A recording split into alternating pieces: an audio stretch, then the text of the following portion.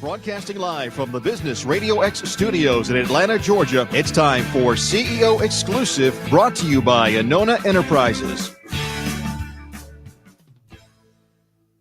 Good morning and welcome to CEO Exclusive, where we get emerging trends from CEOs and their most trusted advisors. I'm your host, Soyini Koch. I'm really delighted to have on today's show David Henriksen from The Giving Company and one of his trusted advisors, Adrion Porter from AP & Company. David is the CEO of a company that does faith-based media, like a whole suite of different products. And that's something that we haven't had on the show before. So I'm always glad to have somebody from like a new industry, a new segment. And Adrion is a brand strategist and an advisor that helped him in the early stages of the founding of The Giving Company. So excited to have you both on the show, gentlemen. Thank you. Thank you very much. Very glad to be here. So David, start off by telling us what are the trends in either media or faith-based media or the faith world that you think our CEOs need to know. Yeah, well, thank you. The trends in faith-based media, I would say, probably mirror or follow the trends in media overall, secular media or global media, just a little bit slower. So the benefit of kind of being in nonprofit and in the faith space, the faith and family space, is you can sort of look at the secular market and see what happens, what's playing out, and then apply that to our market. So Slightly we tend to stickier. Slightly stickier, been around for a few thousand years, you know. So we're kind of a maybe medium follower, maybe not a fast follower, but a medium follower. But the trends are clear. There is a mobility trend, a significant mobility trend. Adrion was a big part of implementing that really in Giving Company a while ago. So people are spending more and more time every single day on a mobile device. Around the globe, if you assume the population is 7.6 billion people, there's 5 billion people with a mobile phone.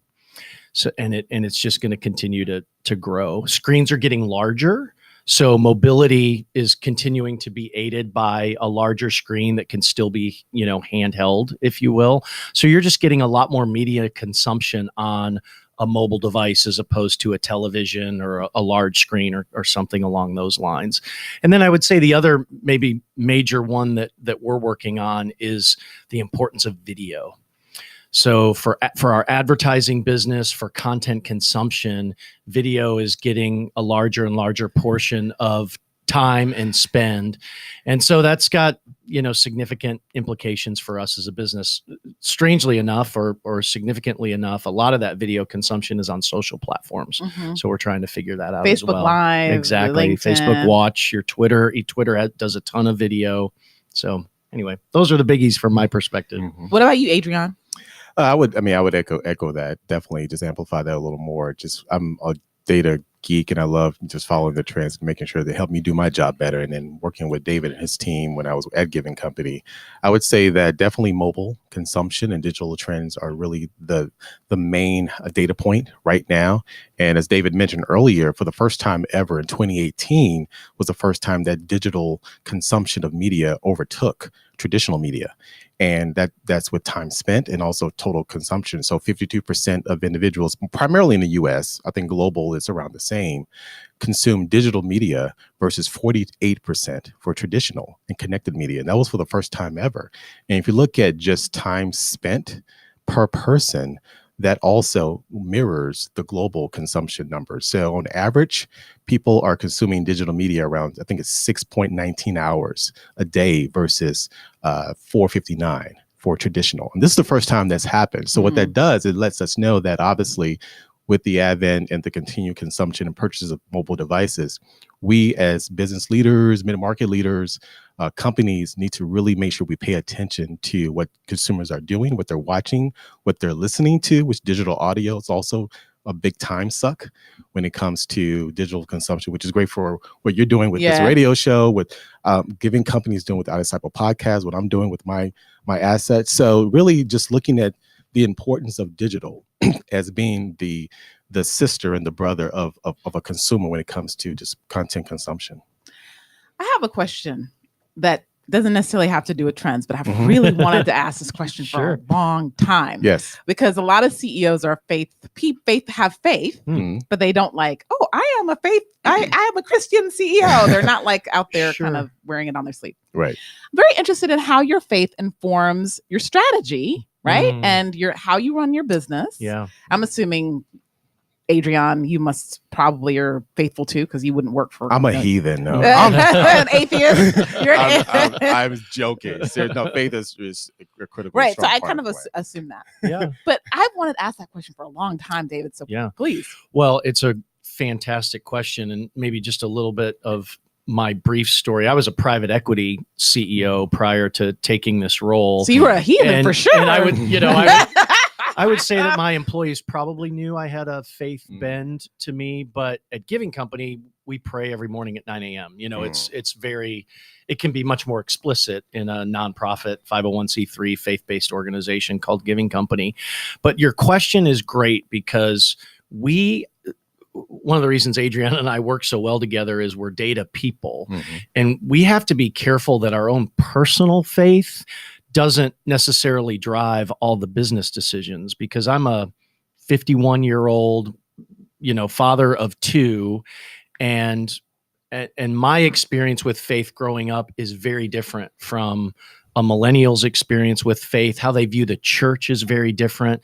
So these consumers of digital media, a lot of our customers just look at faith through a little bit of a different lens than I do. And so we have to be very careful that the content's probably the same, but the Bible hasn't changed much. The Bible hasn't changed much, but the way we present it and the messages that we give probably have to be different than maybe how I view my own personal faith. And so it's a super fun, kind of interesting path for us as a company. And our properties, our digital properties that provide advertising opportunities for our customers, they're pointed in different directions. We have familychristian.com, which really grew up in the kind of older evangelical market. We have dove.org, which is very much trying to broaden the conversation of faith into the secular market, and kind of everything in between. So it's fun and very diverse. Yeah, I want to come back to that. Yeah. Adrian, you want to take that one?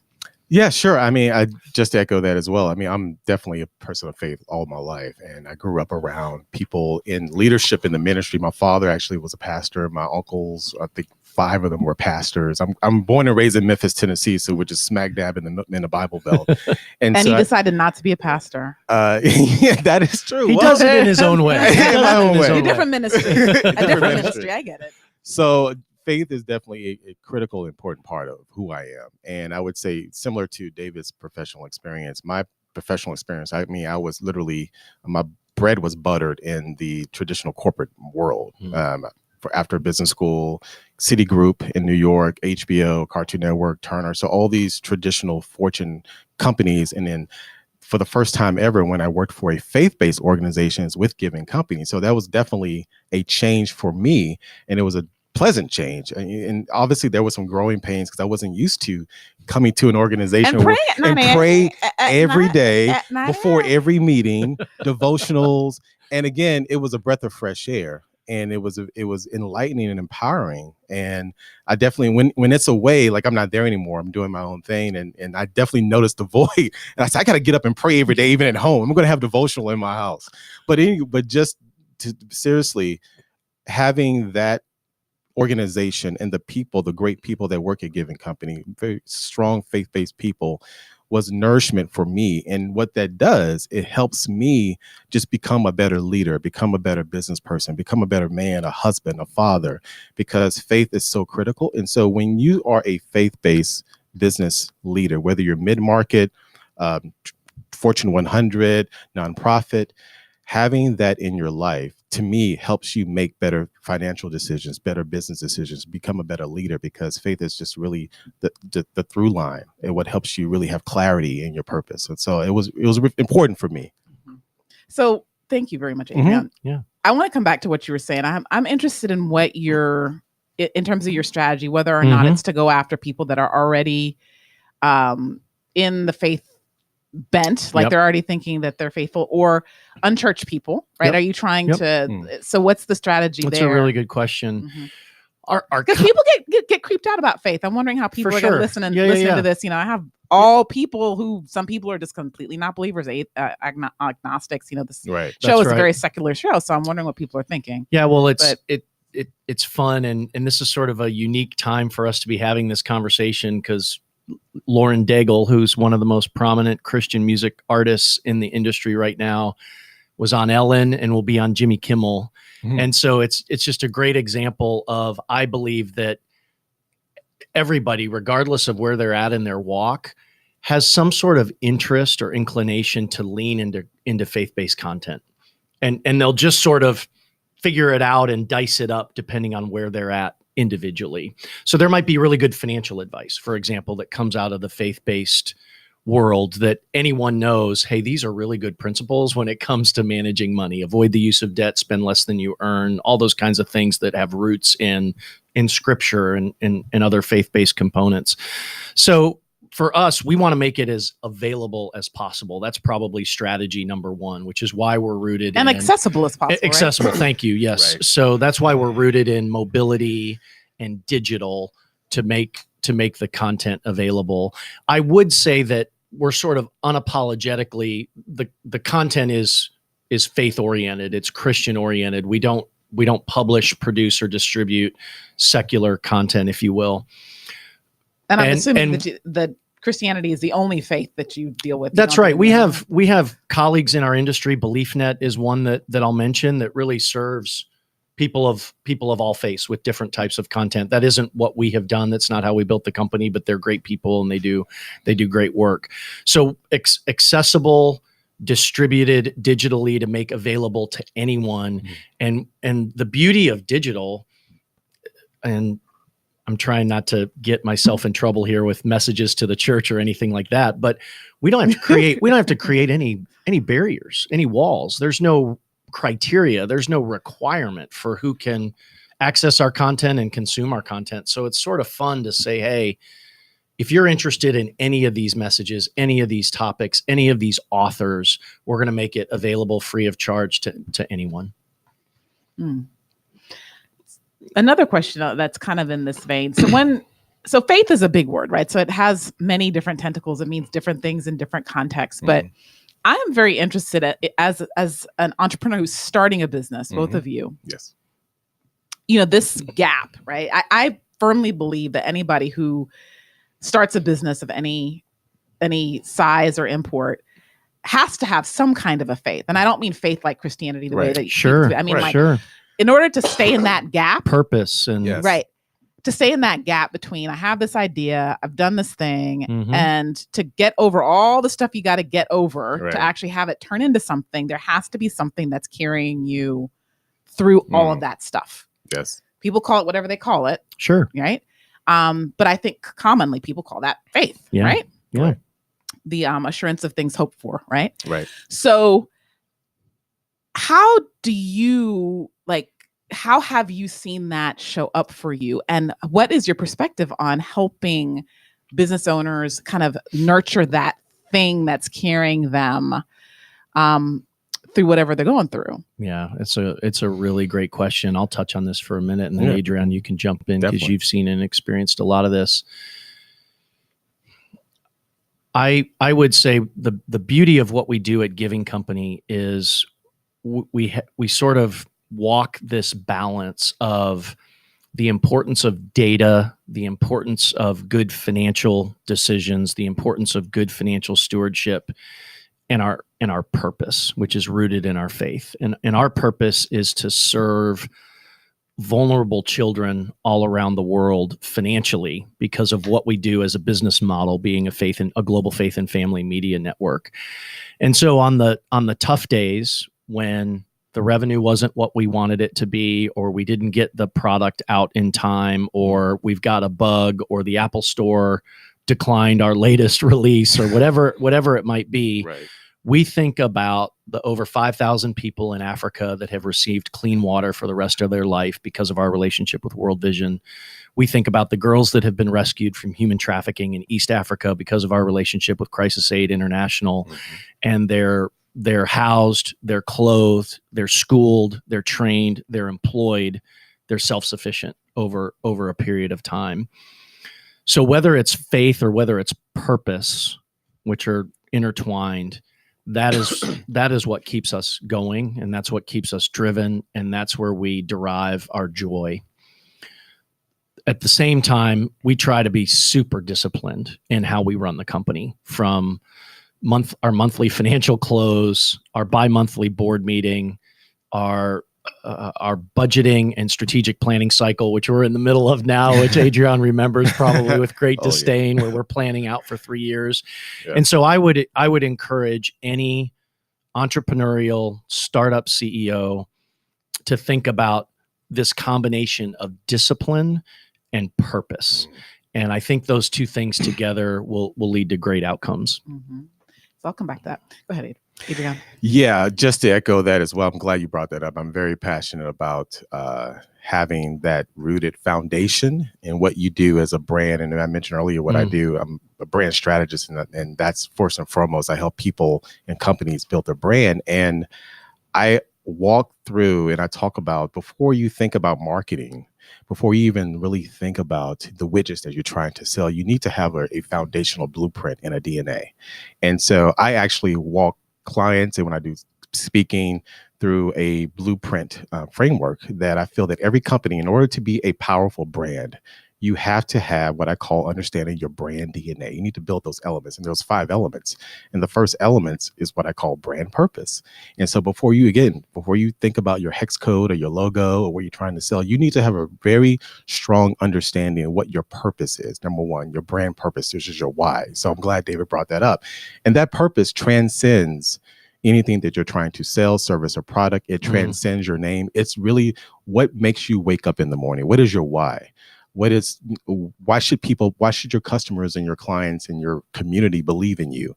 Again, that transcends the widgets that you're selling, the product or service. It's your why, it's your purpose. And that's the first thing that you really have to have a strong sense, you as a leader, your teams, and if everyone in the organization, whether you're mid-market, small, startup, or large, if everyone in the organization has a firm understanding of what is the company and the brand's purpose, to me, that helps everything that you do. And then the other 4 elements after that is your positioning, how you're uniquely positioned in the marketplace, your promise, your brand values. And then lastly, finally, we get into your brand identity and expression. So, but the first that I mentioned is your purpose, your why.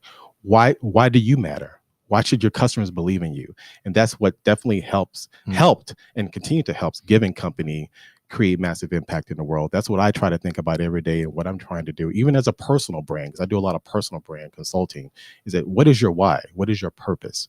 And so I'm so glad you brought that up, because to me, to your point, purpose and faith are so intertwined, because again, it transcends the tangible, but it keeps you, it's the driving force that makes you really powerful. Mm-hmm. Where does divine guidance come into your planning process? Wow, I get deep really quickly. No, I love it, man. These are really good questions.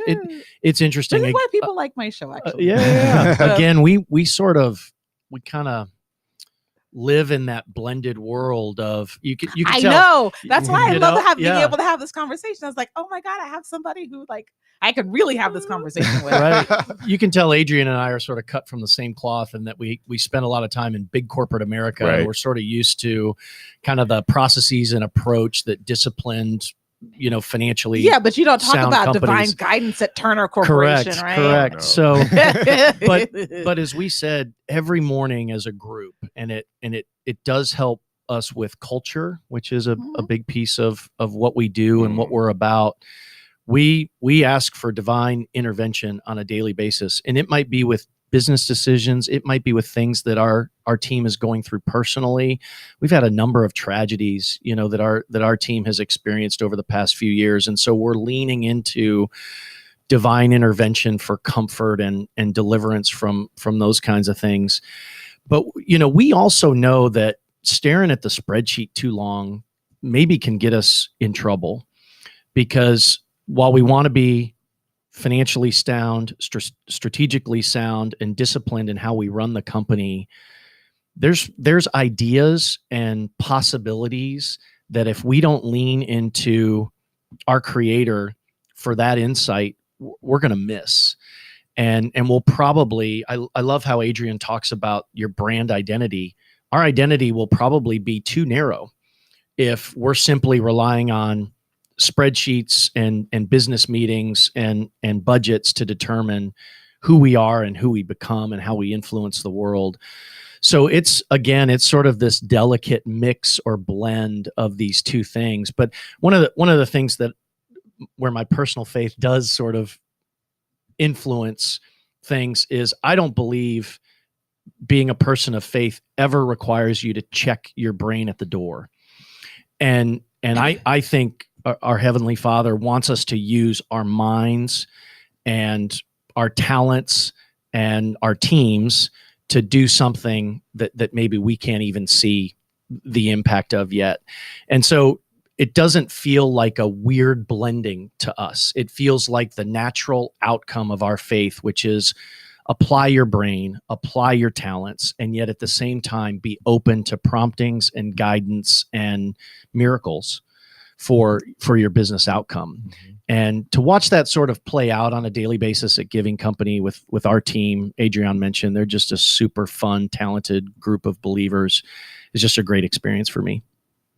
Adrian, how do you have or allow divine guidance into your planning and strategy process, or even your brand development? Yeah. Just day by day. I mean, I'm always, as I tell everybody, I mean, I'm a work in progress. So I'm not the finished product. So I'm always growing. I'm always learning. I'm always trying to get better. So what I try to do is that, every day, every morning, I have a morning routine. And again, every now and then I do fall off, but I try to start each day. Who doesn't? Exactly. Right. I come here to do interviews early in the morning.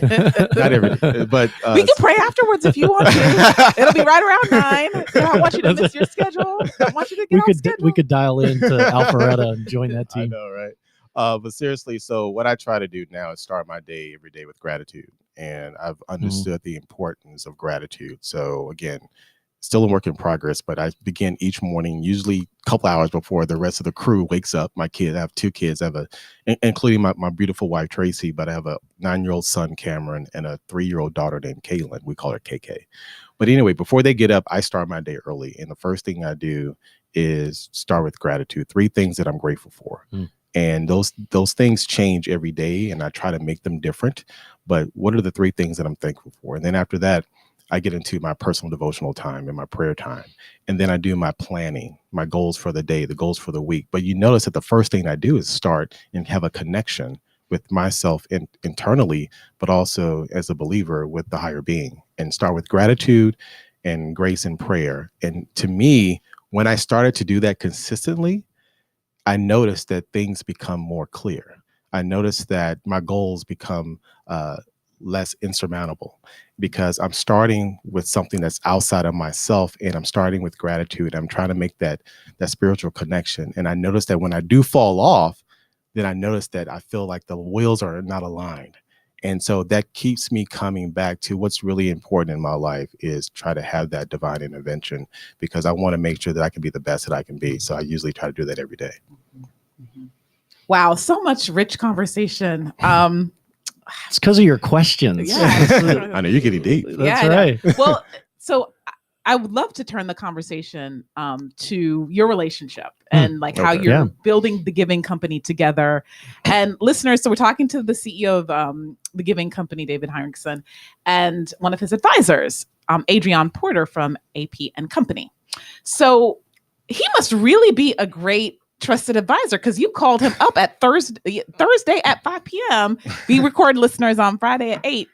And Adrian's like, yeah, I'll do it. I'll be there. And so it's awesome. Yeah. And the $300 is coming.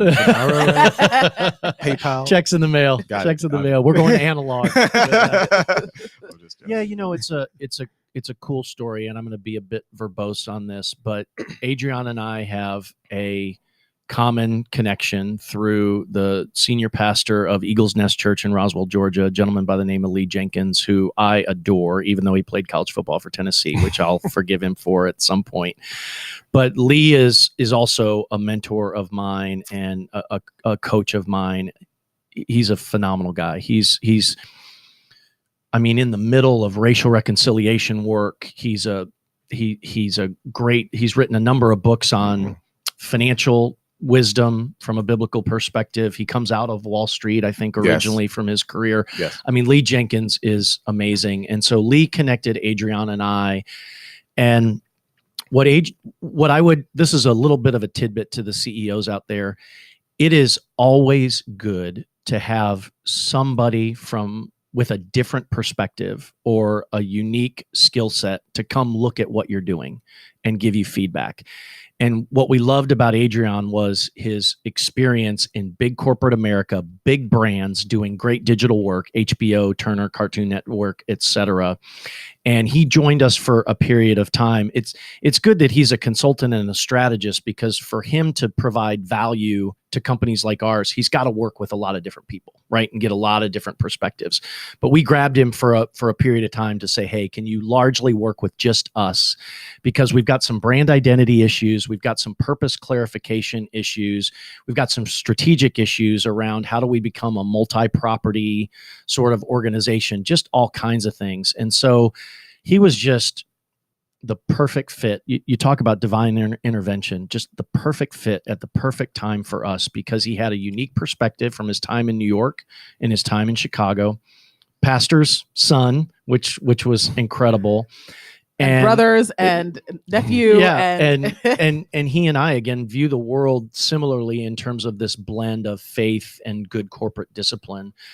And so, he just set us on a completely different course for who we are and what we're about, and trying to have that come through our communication to our board, our content partners, our users, our advertising clients, and everybody that we engage with. And so now, he's back sort of providing his services to a broader base of clients, which again is what's good for him and good for us, so that he can get lots of different input and ideas and perspectives.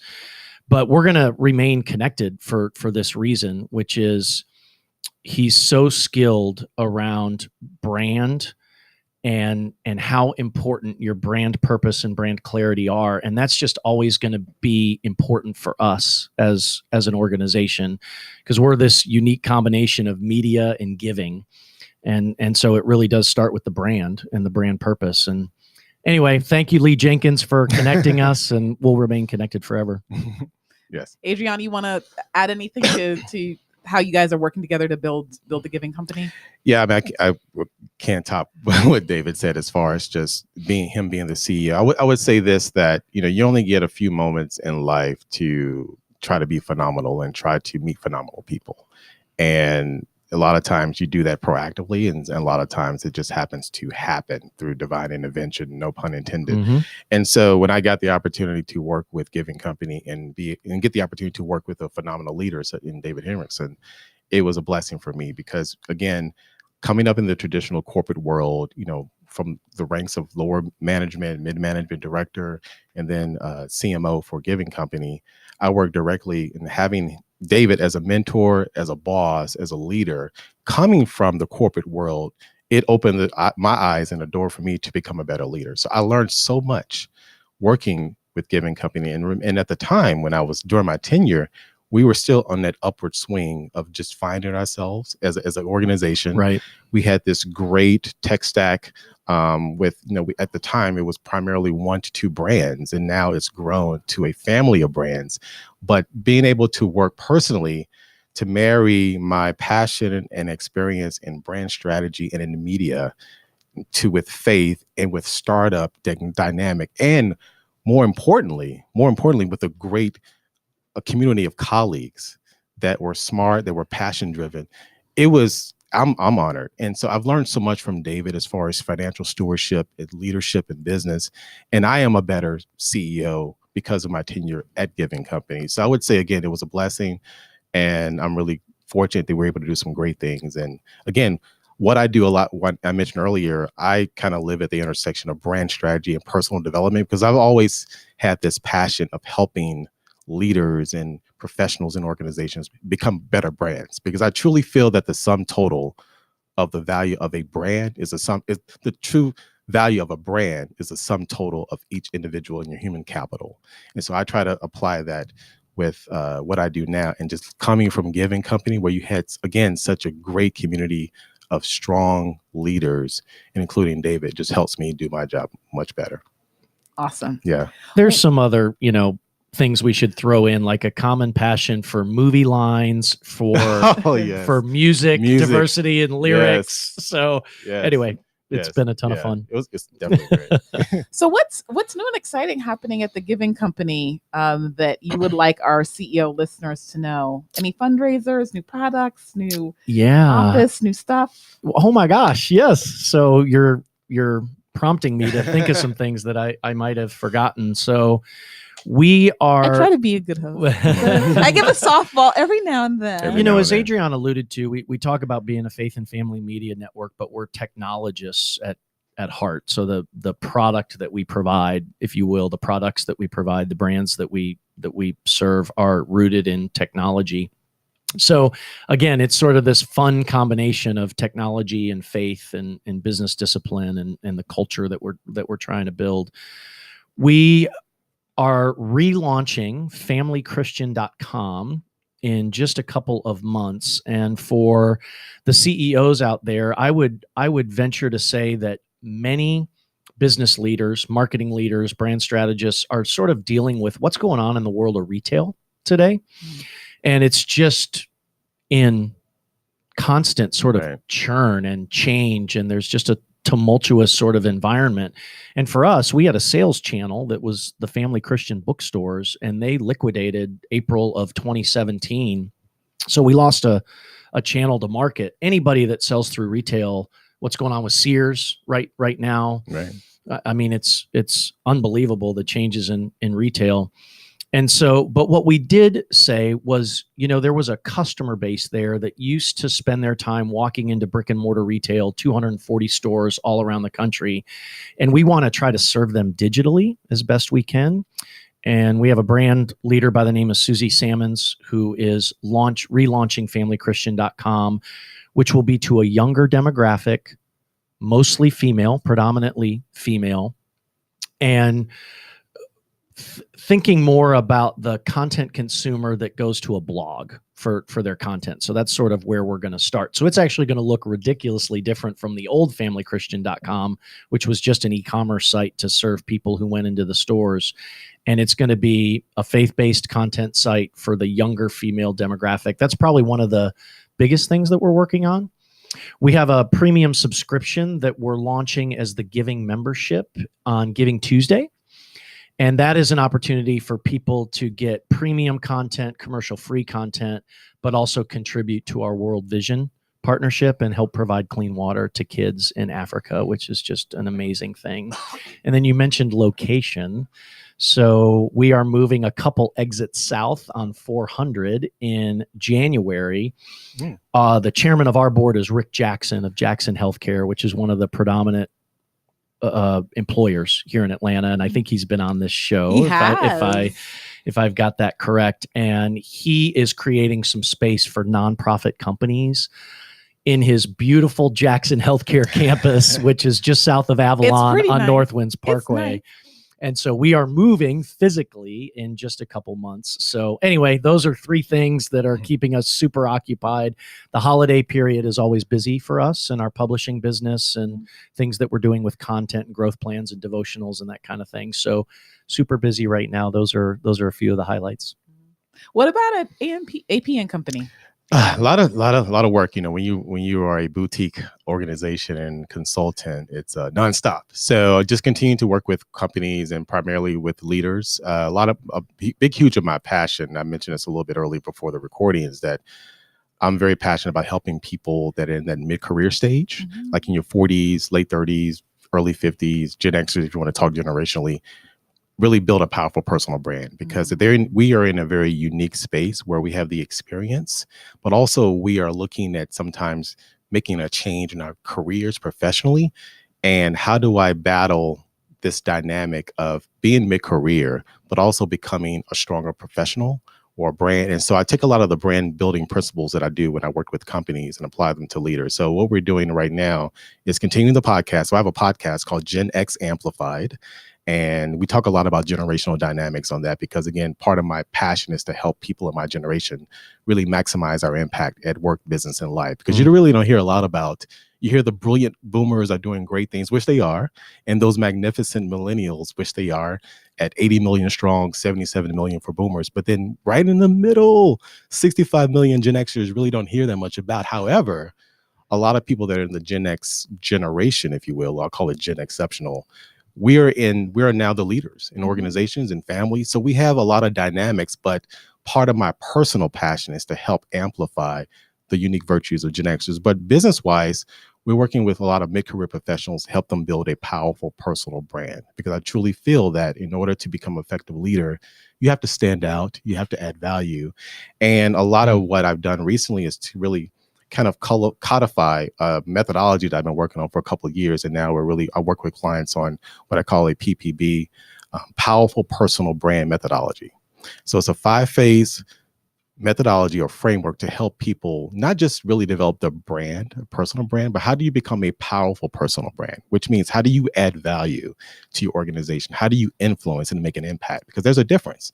Because a lot of times when people think personal brand, they think visceral or social media or imagery. Yeah, that's right. And it goes beyond that, especially for mid-career leader. And so it's a 5-part methodology, and literally it spells out the word brand. So the first phase is, first you need to do is build your brand DNA blueprint, which I mentioned earlier. Right. And then the second R is to refine your personal and professional narrative. So I work with individuals and leaders, and it's a very intricate process, but how do I refine my personal and professional narrative? How do I take my experience and my background and come up with a unique through line and narrative? And too often we don't do that. So for someone that's coming from finance or healthcare or private equity and now moving into a CEO role for giving company, how do I take my experience and come up with the narrative so I can go out and tell the story of my personal brand, someone like me? So that's the second pillar of PPB. And then you got A, and D.